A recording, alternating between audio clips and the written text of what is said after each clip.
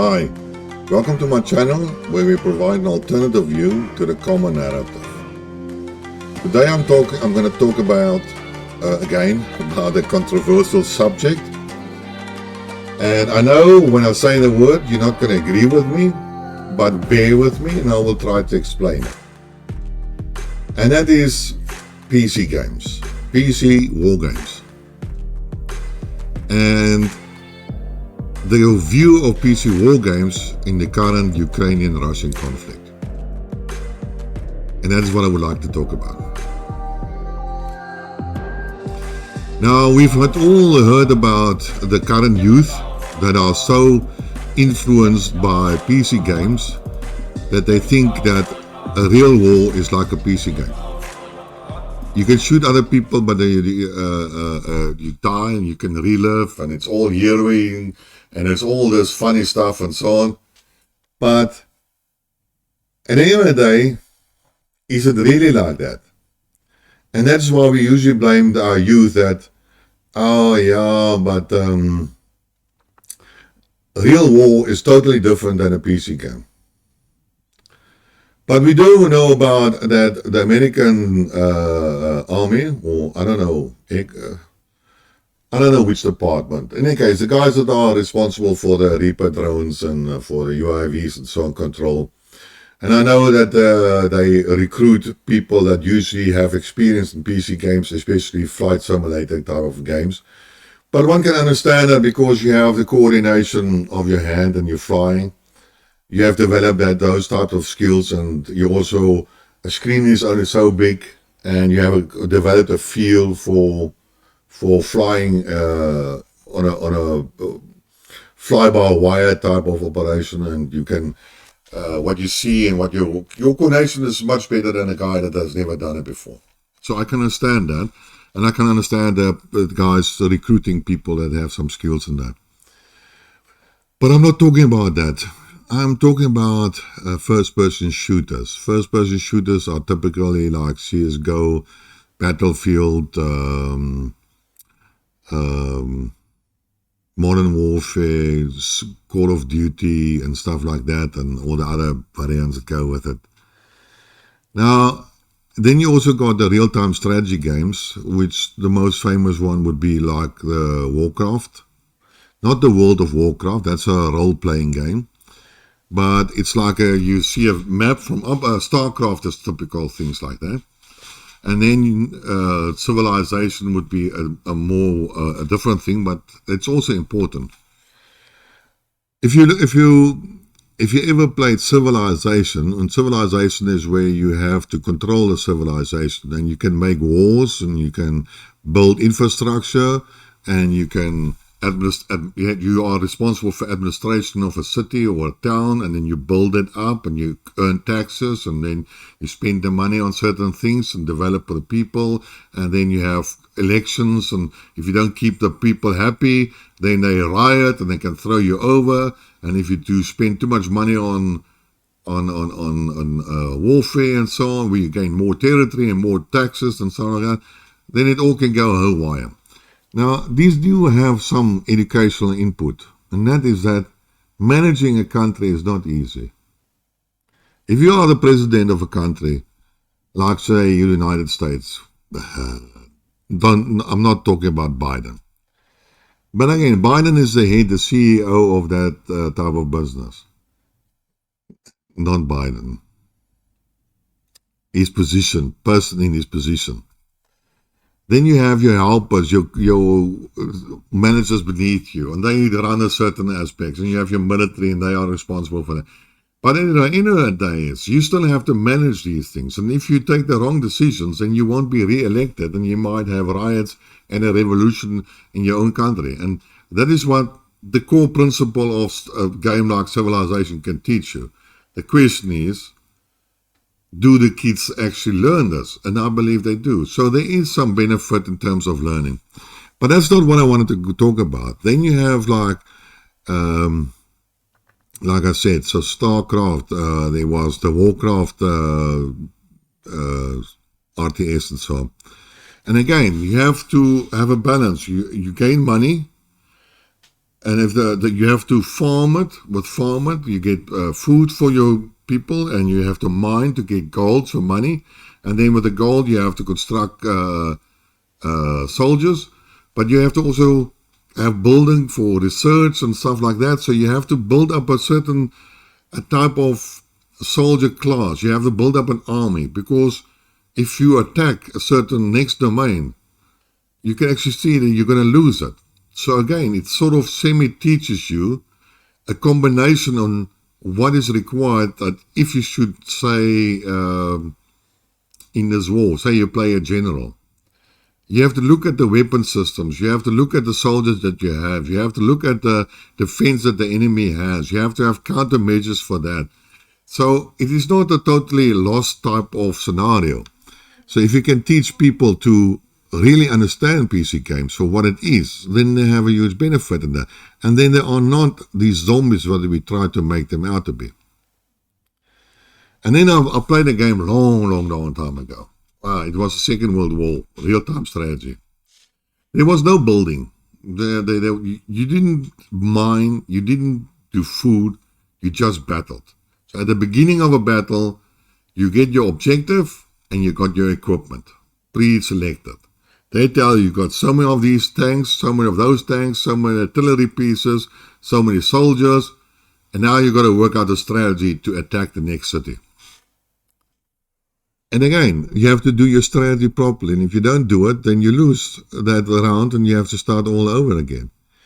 But what is more interesting about this whole matter was, first you had to think about strategy, and secondly, when you put the tank into position, let's say 2 tanks, the enemy fires back, and you can see it, and you can see how that tank is being destroyed, and how your men are being killed.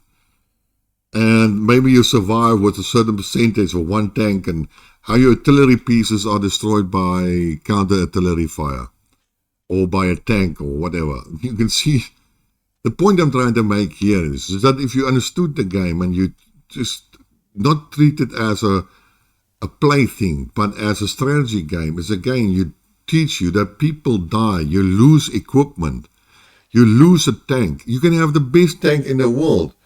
It doesn't matter. That tank is destroyed. It's like, I read a long time ago. Whether it's true or not, I don't know.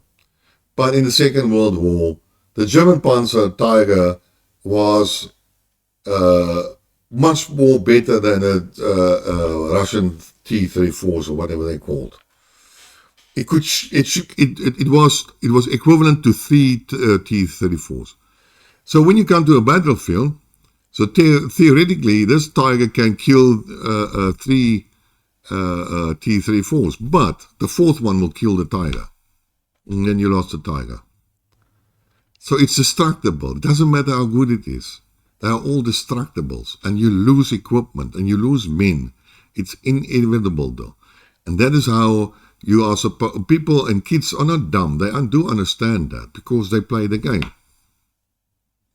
There was actually a movie called Ender, and it was a sci-fi movie and so on. And these guys were not gamers, they were normal young recruits, and the task was they were trained in game technology, game theory, not the other game thing, gaming.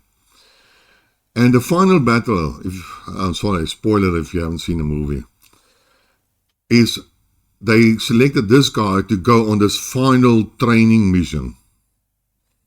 They are supposed now to attack this enemy.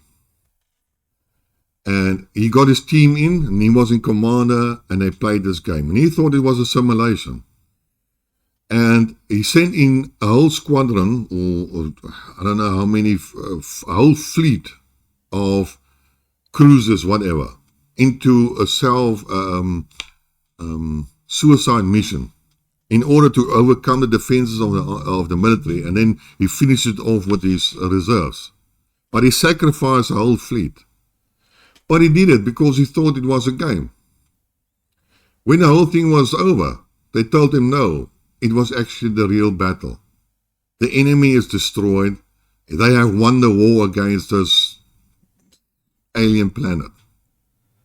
And then this guy was held so thing because he thought he sacrificed his whole fleet, people that died. Well, that is what the generals do.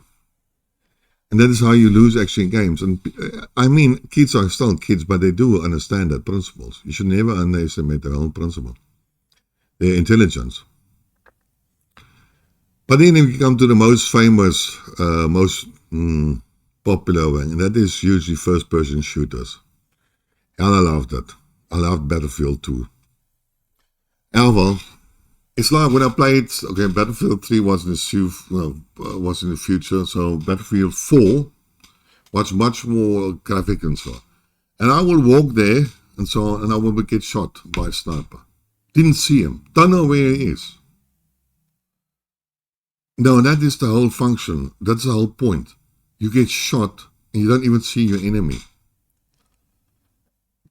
The only thing is that as a gamer, you should understand by now how easily you can die.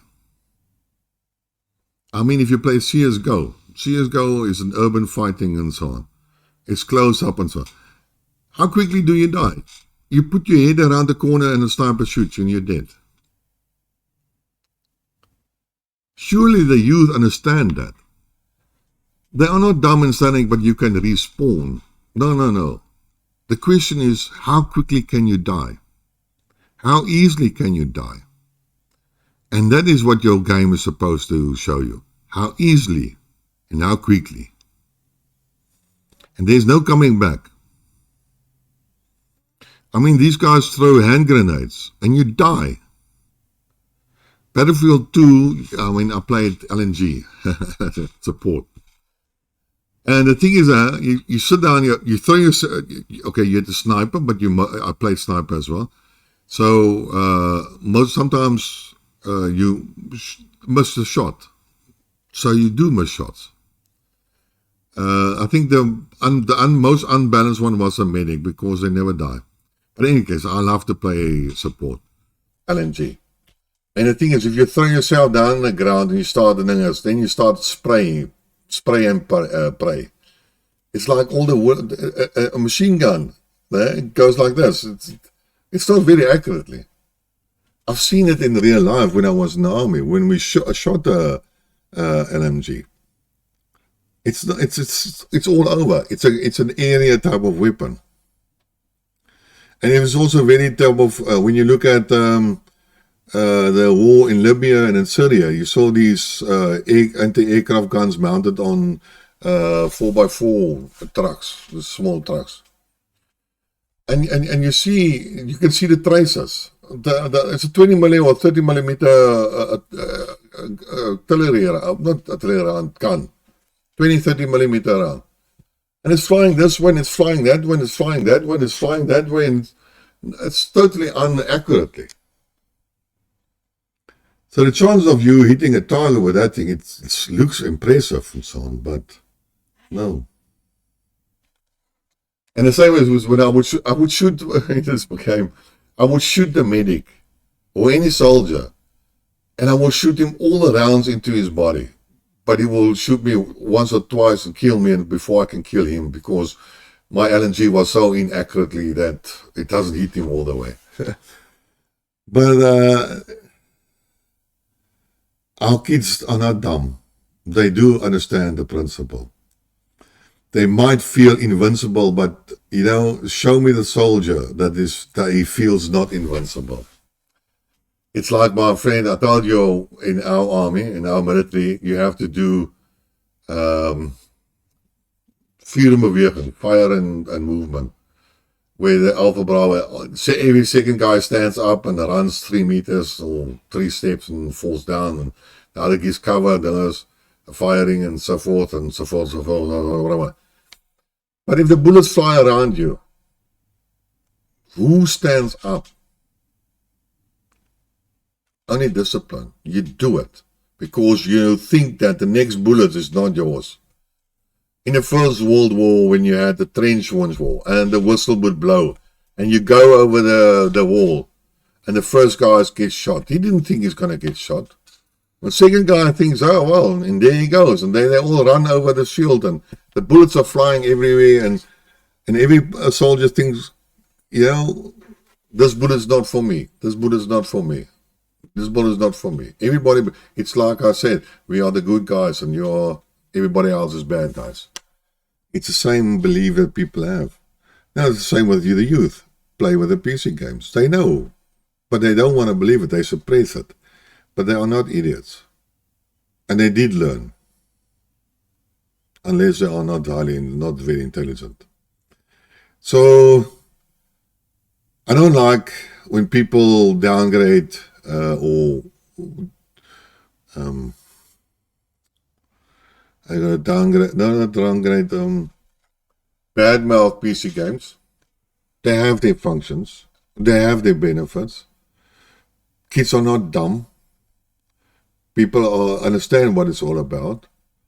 If you really want to do is talk about music. Music is very enticing, and music is something that gets you emotionally and stuff like that. And that's when you think you're a hero and stuff like that. But take away the music, then just facts. Remember, in a war, there's no music. It's not in a movie. There's only gunfire and shouting and crying and blast and boom, and that's about what it is. There's no music. There's no extra sound.